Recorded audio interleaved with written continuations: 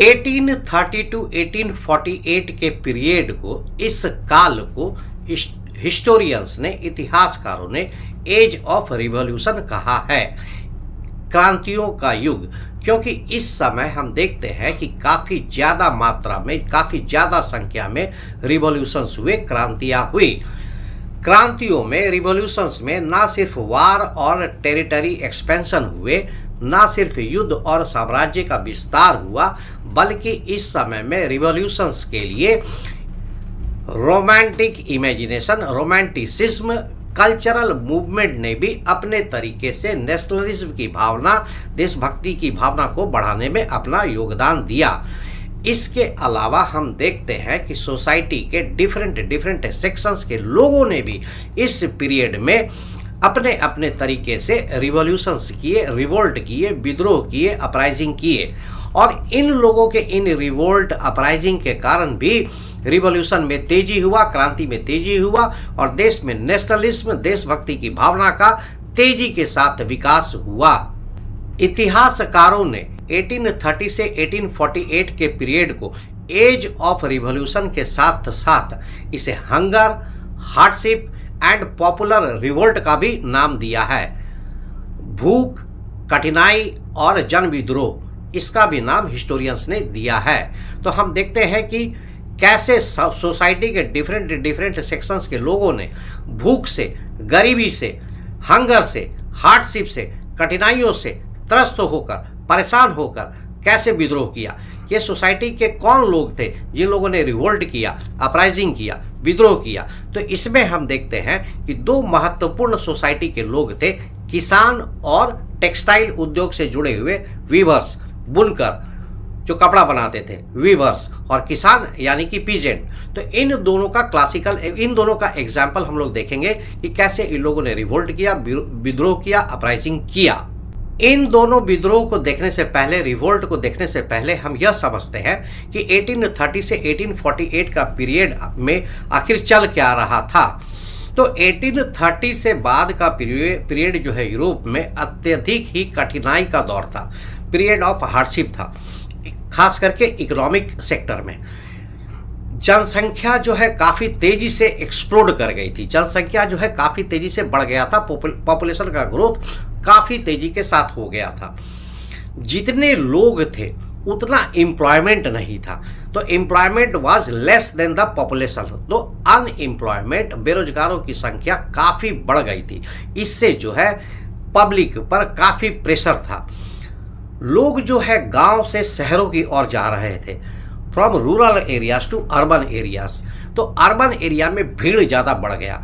Urban area में पहले से ही स्लम के एरिया थे, स्लम एरियाज थे, जहाँ पे गरीब लोग रहते हैं, जहाँ पे लोअर लेवल ऑफ लिविंग होता है, निम्न स्तर का जीवन का रहने का स्थिति होती है। तो इसके कारण जो गांव से जो शहर में जो लोग आ रहे थे, from rural to urban areas, यहाँ इस कारण से स्लम्स में ओवर क्राउडेड हो गया, भीड़ और अधिक बढ़ गई। तो पहले से ही जो सुविधाएं कम थी वो और भी कम हो गई, लोगों के रहने का जीवन स्तर, लेवल ऑफ लिविंग और डाउन हो गया। तो इस तरह से हम देखते हैं कि शहरों पर दबाव पड़ रहा था, pressure was increasing on the town. Slum areas में और भी कठिनाइयों और दिक्कतों का सामना हो रहा था। इसके अलावा हम देखते हैं कि टाउन्स में जो छोटे छोटे बिजनेसमैन थे, प्रोडक्शन करते थे, जो छोटे छोटे प्रोड्यूसर्स थे, जैसे कि टेक्सटाइल इंडस्ट्री के, तो उनके पास इतनी कोई बड़ी बड़ी मशीनें या इतनी बड़ी पूंजी नहीं थी। वह जो है मैनुअल मेहनत, आदमी की मेहनत के हिसाब से प्रोडक्शन करते थे। परंतु इस समय इंग्लैंड में इंडस्ट्रियल रिवॉल्यूशन हो चुका था, इंडस्ट्रियल रिवॉल्यूशन, औद्योगिक क्रांति, और इस कारण से इंडस्ट्री के बने हुए माल सामान पूरे यूरोप के बाजार में भर गए थे। और इन सामान के दाम भी, चूंकि प्रोडक्शन काफ़ी ज़्यादा था, हाई था, इसलिए रेट भी, दाम भी कम होता था। तो इन सभी चीज़ों से ये इंडस्ट्री के साथ ये टाउन्स के छोटे छोटे जो प्रोड्यूसर्स थे, प्रोडक्शन हाउस थे, खास करके टेक्सटाइल वाले, यह उनका सामना नहीं कर पा रहे थे।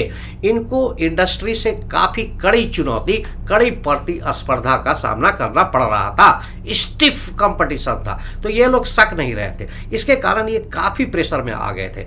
और दूसरा चीज हम देखते हैं कि सेंट्रल और ईस्टर्न यूरोप में एरिस्टोक्रेसी पूरी तरह से समाप्त नहीं हुई थी।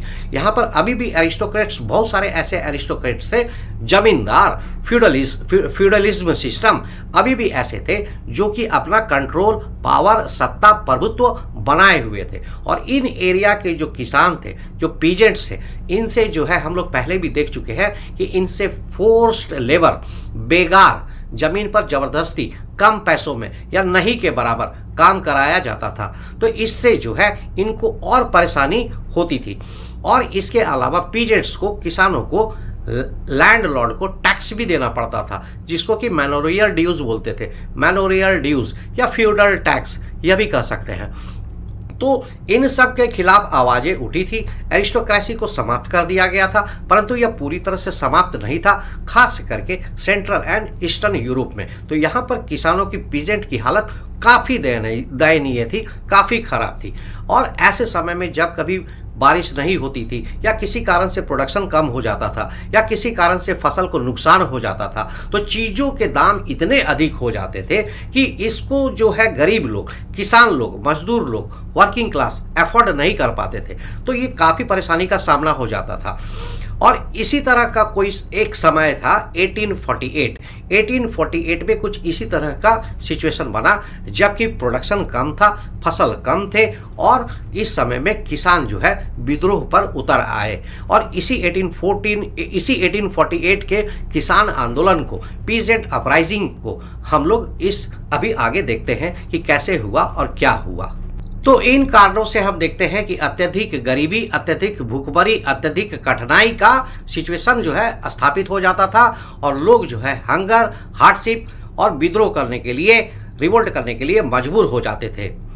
तो इसी तरह से 1848 में फ्रांस में हम देखते हैं कि कुछ एक ऐसा ही सिचुएशन बना, जब प्रोडक्शन कम था, फसल का उत्पादन अधिक नहीं हुआ था और चीज़ों के, सामानों के दाम काफ़ी बढ़ गए थे। और इन कारण से जो कॉमन मैन था, वर्किंग क्लास था, किसान थे, पीजेंट्स थे, वर्कर्स थे, मजदूर थे, श्रमिक थे, इनको बहुत ही कठिनाइयों का सामना करना पड़ रहा था, जिस कारण से यह लोग सड़क पर उतर गए, रोड पर आ गए और इन लोगों ने रिवोल्ट कर दिया। तो 1848 में जो यह घटना हुई, इसी को पीजेंट अपराइजिंग कहते हैं। तो 1848 की पीजेंट अपराइजिंग को हम लोग डिटेल में देखते हैं कि आखिर हुआ क्या और इससे फ्रांस में क्या चेंजेस हुआ और इसने कैसे रिवॉल्यूशन में, नेशनलिज्म में, देशभक्ति की भावना को आगे बढ़ने में कैसे योगदान दिया, कैसे इसने एक मुख्य भूमिका निभाई।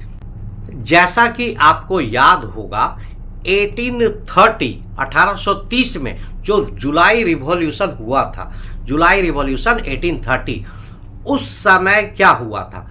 उस समय जो बॉर्बन अंपायर था, जिसको कि 1815 ट्रीटी ऑफ वियना के बाद वापस रिस्टोर किया गया था,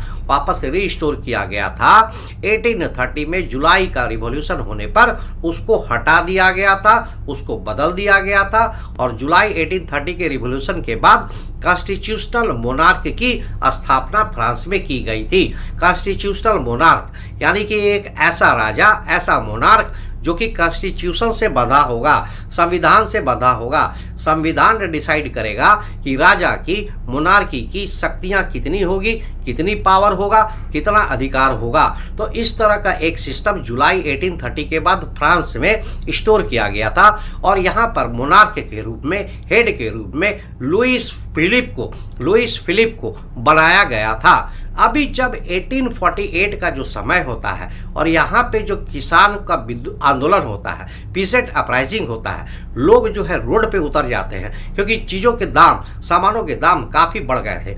और इस समय दो चीज़ें हो रही थी कि पहला तो है कि खाने पीने की सामानों का शॉर्टेज हो गया था, फूड शॉर्टेज हो गया था, नंबर 1 फूड शॉर्टेज। और दूसरा प्रॉब्लम क्या था?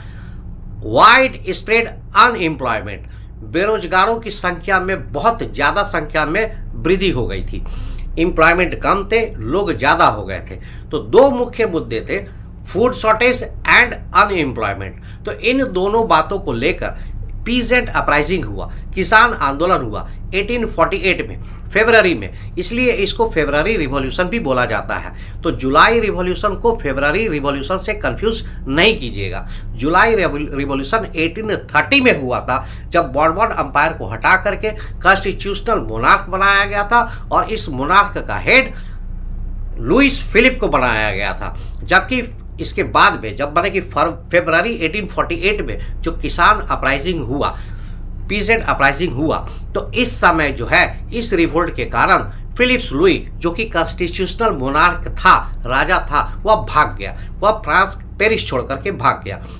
लोग जब उसके महल की तरफ गए तो वहां पे बैरिकेड्स लगा दिए गए, परंतु लुइस फिलिप तो भाग गया। तो इसके बाद जो नेशनल असेंबली थी, नेशनल असेंबली जो थी उसने जो है 3 काम किए, 3 इंपॉर्टेंट काम। नंबर 1 कि फ्रांस को रिपब्लिक प्रोक्लेम किया, फ्रांस को रिपब्लिक घोषित किया। दूसरा चीज उसने जो है सफरेज मतलब राइट टू वोट, उसने जो है राइट टू वोट को एक्सपैंड किया और उसको सभी एडल्ट को, जितने भी 21 ईयर से ऊपर थे, सभी एडल्ट मैन को, मर्दों को उसने जो है राइट टू वोट दिया। तीसरा चीज क्या इंपॉर्टेंट हुआ कि उसने राइट टू वर्क का गारंटी दिया। नेशनल असेंबली ने राइट टू वर्क का गारंटी दिया और इसके लिए उन लोगों ने नेशनल वर्कशॉप बनाए जिससे कि लोगों को एम्प्लॉयमेंट मिल सके। नेशनल वर्कशॉप की स्थापना जिससे कि लोगों को एम्प्लॉयमेंट मिल सके। तो यहाँ पर हम देखते हैं कि क्या महत्वपूर्ण बदलाव हुआ, क्या इंपॉर्टेंट चेंजेस हुआ फ्रांस में। तो फ्रांस कॉन्स्टिट्यूशनल मोनार्की से रिपब्लिक बन गया। कॉन्स्टिट्यूशनल मोनार्की मतलब राजा जो कि कॉन्स्टिट्यूशन के अंदर में होगा, उसके अधिकार और पावर कॉन्स्टिट्यूशन डिसाइड करेगा कि कितना पावर होगा, कितना नहीं होगा, कितना पावरफुल होगा। परंतु अब इस 1848 के फरवरी रिवॉल्यूशन के बाद फ्रांस को रिपब्लिक डिक्लेयर कर दिया गया, प्रोक्लेम किया गया, बताया गया। तो रिपब्लिक का मतलब क्या होता है? India is also a republic country. तो रिपब्लिक कंट्री का मतलब होता है जिसको कि हिंदी में गणतंत्र बोलते हैं, गणतंत्र, रिपब्लिक। तो रिपब्लिक का मतलब होता है कि किसी भी देश को रिपब्लिक तभी बोलेंगे जब वहाँ का हेड जो है लोगों द्वारा, जनता द्वारा इलेक्ट किया जाएगा, चुना जाएगा। ना कि राजा का बेटा राजा होगा या कोई राजकुमार होगा, ना किसी का बेटा बेटी या कोई भी इस तरह से नहीं होगा। उसका हेड जो है इलेक्टेड होगा। तब इस तरह के जो सिस्टम होता है जिसमें कि कंट्री के हेड इलेक्टेड होते हैं, तो इस तरह के सिस्टम को रिपब्लिक बोलते हैं। जैसे भारत में प्रेसिडेंट है और प्रेसिडेंट का इलेक्शन होता है, तो इसलिए भारत एक रिपब्लिक कंट्री है। तो इसी तरह से हम देखते हैं कि फ्रांस को कॉन्स्टिट्यूशनल मोनार्की से रिपब्लिक में प्रोक्लेम किया गया, घोषित किया गया। अब फ्रांस जो है एक रिपब्लिक देश बन गया। मतलब वहाँ पे अब कोई मोनार्की नहीं होगी, राजा रानी नहीं होगा। वहाँ पे जो फ्रांस का हेड होगा वो इलेक्शन से होगा, और यह इलेक्शन कौन करेगा? जनता करेगी, पब्लिक करेगी। तो इन शॉर्ट जिस भी देश का हेड, चाहे वो चांसलर हो, प्रेसिडेंट हो, या जिस देश में प्रधानमंत्री हेड होता हो, जो भी है, किसी भी देश का हेड अगर जनता इलेक्ट करती है तो वह कंट्री रिपब्लिक कहलाएगा।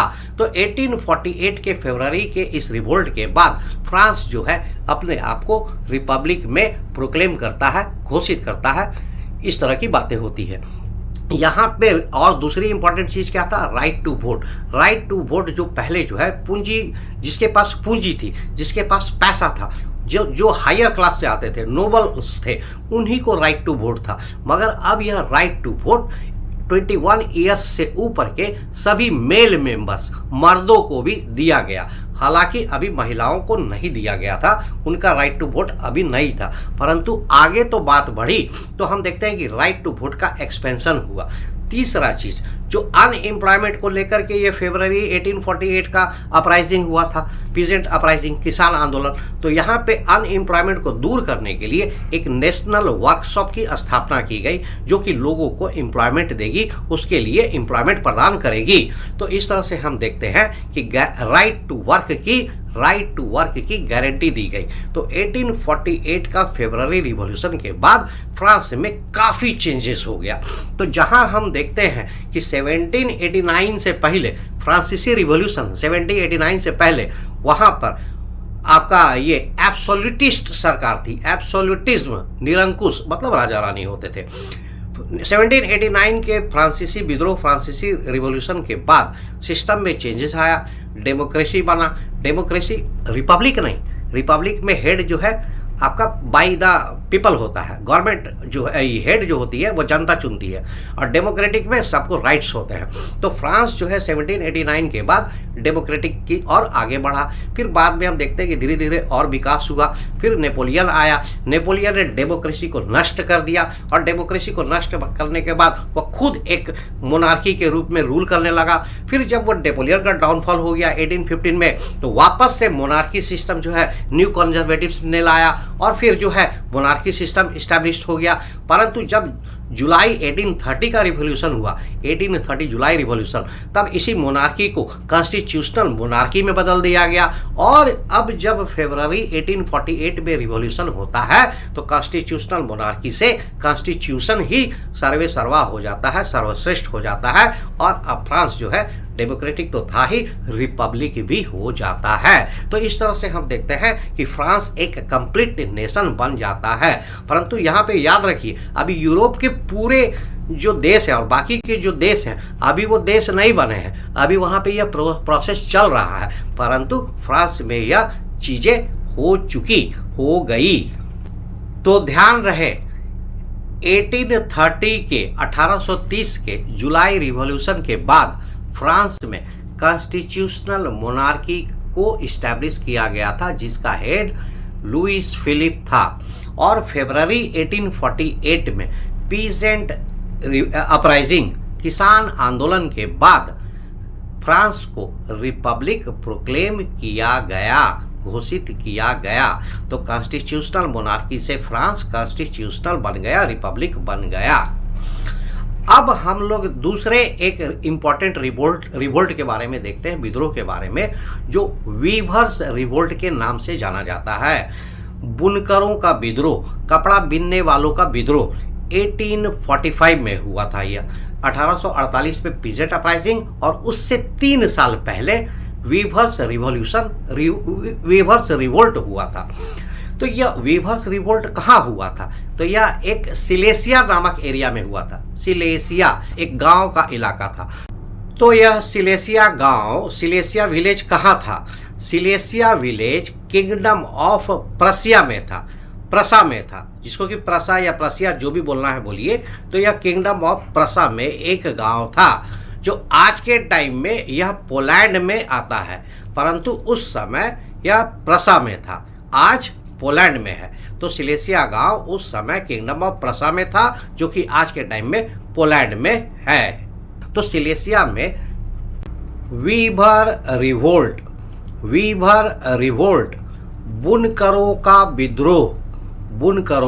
विद्रोह हुआ। अब घटना क्या थी कि यह जो सिलेसिया गांव था, यह बुनकरों का गांव था, वीवर्स का विलेज था। यहाँ पे लोग जो है छोटे छोटे घरों में, छोटे छोटे मकानों में अपने छोटे छोटे प्रोडक्शन हाउस बनाकर हाथों से या मैनुअली कपड़ों को बनाते थे, बिनते थे। टेक्सटाइल प्रोडक्शन में छोटे छोटे घरों में लगे हुए थे। तो कॉन्ट्रैक्टर्स जो है कच्चा माल, रॉ मटेरियल्स लाता था और इन लोगों को देता था, और बदले में तैयार कपड़ा, फिनिश्ड टेक्सटाइल लेता था। तो प्रॉब्लम क्या था? कोई दिक्कत नहीं था, कच्चा माल भी दे रहा है, तैयार माल ले रहा है। तो दिक्कत थी पेमेंट की, पैसे की। तो ये जो ठेकेदार थे, कॉन्ट्रैक्टर थे, इन्हें बहुत कम पैसा देते थे, थोड़ा पैसा देते थे। और यहाँ पर तो और कोई ऑक्यूपेशन था नहीं, यहाँ पर तो सिर्फ वीवर्स ही थे, ये कपड़ा बिनने का ही काम करते थे। तो इन्हें तो काम चाहिए था, इनको तो जॉब चाहिए था। तो ये इस मजबूरी का फ़ायदा उठाकर ये जो कॉन्ट्रैक्टर्स थे, ठेकेदार थे, जो कच्चा माल दे करके, तैयार माल, रॉ मटेरियल दे करके, finish textile goods, finish textile material लेते थे, ये लोग कम पेमेंट देना शुरू कर दिए कि इनको तो काम की ज़रूरत है, ये तो कम पैसा में काम करेंगे ही। मगर धीरे धीरे इस व्यूअर्स में एक असंतोष की भावना आई और इन लोगों ने विद्रोह कर दिया। तो जून 45 में ये क्या किए कि रो बनाए, 2 कतार में, 2 लाइन बनाकर यह जो है कॉन्ट्रैक्टर के घर की तरफ, उसके मैंसन की तरफ, उसके किले की तरफ बढ़ गए और वहाँ पर जाकर उन लोगों ने उनसे अपना डिमांड रखा कि अब हमारी पेमेंट को बढ़ाया जाए, इंक्रीज किया जाए। परंतु कॉन्ट्रैक्टर ने उन लोगों के साथ बदतमीजी के साथ और धमकी से बात किया, उनका कोई रिस्पेक्ट नहीं किया और उनको थ्रेटनिंग दी, तो डिसरिस्पेक्टफुल और थ्रेटनिंग दिया। तो जिसके कारण क्या हुआ, भीड़ जो है, वीवर्स की जो भीड़ है, बुनकरों की जो भीड़ है, गुस्सा हो गई और उन लोगों ने रिवोल्ट कर दिया। एक ग्रुप क्या किया कि उसके घर में घुस गया, उसके खिड़की के शीशे वीसे जितने थे, शीशे के बने हुए खिड़की विंडो उसको तोड़ ताड़ दिया और घर में जितने फर्नीचर्स थे उसको नुकसान पहुंचा दिया और जितने चीनी मिट्टी के बर्तन थे, पोर्सलिन थे, जितने सुंदर सुंदर चीनी मिट्टी के बर्तन, चाइना वेयर के मटेरियल्स वगैरह थे, उसको पटक पुटक के फोड़ फाड़ के तोड़ ताड़ दिया। तो इस तरह से हम देखते हैं कि उसके घर में घुस करके तोड़ फोड़ मचा दिया एक ग्रुप में। दूसरा ग्रुप जो है वो कॉन्ट्रैक्टर के, ठेकेदार के स्टोर रूम में चला गया, वेयर हाउस पे चला गया और वो क्या करता था, कच्चा माल से टेक्सटाइल जो फिनिश्ड है वही लेकर के रखता था, तो उसके स्टोर में यही सब माल था। तो इन लोगों ने वहाँ पे घुसा, प्लंडर किया, लूट लिया और जो कपड़े जो है उसको फाड़ फूड़ करके बर्बाद कर दिया, नष्ट कर दिया। तो इस तरह से हम देखते हैं कि यह जो वीवर्स जो है ग्रुप बना करके जाते हैं और जब कॉन्ट्रैक्टर से डिमांड करते हैं कि उनकी पेमेंट को बढ़ाया जाए, कॉन्ट्रैक्टर नहीं मानते हैं, उनके साथ बदतमीजी करते हैं, डिसरिस्पेक्ट करते हैं, उसको धमकी देते हैं, थ्रेटनिंग देते हैं, तो यह लोग रिवोल्ट कर देते हैं और उसके घर को लूट लेते हैं और उसके सामानों को बर्बाद कर देते हैं। तो कॉन्ट्रैक्टर जो है डर कर अपने फैमिली को लेकर के पास के गांव में भाग जाता है टू द नियरेस्ट विलेज। अब नियरेस्ट विलेज में जब जाता है तो वहाँ के लोग उसको जो है शरण देने से, उसको रिफ्यूजी बनाने से मना कर देते हैं कि नहीं भाई, हम आपको नहीं रख सकते, नहीं तो हम लोग भी मुसीबत में आ जाएंगे। अब ये कॉन्ट्रैक्टर जो है जब इसको बगल के गांव में शरण देने से मना कर दिया तो इसने जो है आर्मी की मदद ली। आर्मी की मदद से यह 24 घंटा के बाद वापस सिलेसिया में अपने मैंसन में आया, अपने घर में आया। और फिर जब विद्रोही लोग जो ये व्यूअर्स के जो रिवोल्ट कर रहे थे, इन लोगों से जब इसके बाद सामना हुआ तो आर्मी ने और ये कॉन्ट्रैक्टर्स के मदद से आर्मी जो है उन लोगों ने गोलियां चलाई और इस घटना में 11 बुनकर मारे गए, वीवर्स मारे गए। तो हम देखते हैं कि रिवॉल्यूशन तो दबा दिया गया और रिवॉल्यूशन को तो समाप्त कर दिया गया, परंतु यह जो वीवर्स में असंतोष की भावना थी इसको नहीं मिटाया जा सका और ये आगे चलकर और एक बड़ा रूप ले लिया। सिलेसिया गांव की यह वीवर रिवोल्ट की घटना को एक जर्नलिस्ट थे विल्हेम उल्फ, उन्होंने इसका वर्णन किया है, डिस्क्रिप्शन किया है। तो यह नाम याद रखिए, सिलेसिया का जो वीवर्स रिवोल्ट हुआ था उसका डिस्क्रिप्शन एक जर्नलिस्ट विल्हेम उल्फ ने किया है। तो यह जो दो घटनाएं हम लोग देखे, peasant uprising 1848 and weavers revolt 1845, तो इन दो घटनाओं से क्या पता चलता है? हमें पता चलता है कि रिवॉल्यूशन जो है डिफरेंट सेक्शंस में हो रहा था। हम लोगों ने पहले ही देखा कि वार हुए, टेरिटरीज का एक्सपेंशन हुआ, आपका रोमांटिक इमेजिनेशन हुआ, रोमांटिसिज्म हुआ, कल्चरल मूवमेंट हुआ और अब हम देखते हैं कि सोसाइटी के डिफरेंट सेक्शन से लोग, जैसे कि पीजेंट किसान ने, वीवर्स बुनकर ने भी रिवोल्ट कर दिया, अपराइजिंग कर दिया। कहने का मतलब है कि पूरे समाज में उथल पुथल मचा हुआ था, रिवॉल्यूशन हो रहे थे और हर जगह से रिवॉल्यूशन हो रहे थे। इसी कारण से हिस्टोरियंस और या इतिहासकारों ने इस समय को एज ऑफ रिवॉल्यूशन कहा है और इसको जो है हंगर या फिर ये रिवोल्ट या फिर कठिनाई का दौर भी कहा है, क्योंकि इन्हीं हंगर या भूख, गरीबी और कठिनाई के कारण ही तो किसानों और वीवर्स ने विद्रोह किया था। तो हम देखते हैं कि इस समय में ना सिर्फ वार और टेरिटरी एक्सपेंशन बल्कि cultural movement, romanticism, romantic imagination, peasant, weavers, मतलब सोसाइटी के हर लेवल के लोग, हर सेक्शन के लोग रिवॉल्यूशन में, विद्रोह पर उतर गए और यूरोप पूरा रिवॉल्यूशन के दौर से गुजर रहा था। क्रांतियां ही क्रांति हो रही थी। यह युग ही, यह दौर ही, यह पीरियड ही रिवॉल्यूशन का था, जहां पे हर सेक्शन, हर सोसाइटी, हर क्षेत्र के लोग रिवॉल्यूशन कर रहे थे। तो इसलिए यह उचित है कि इस पीरियड को एज ऑफ रिवॉल्यूशन कहा जाए, और यही तो हिस्टोरियंस और इतिहासकारों ने इसका नाम दिया है।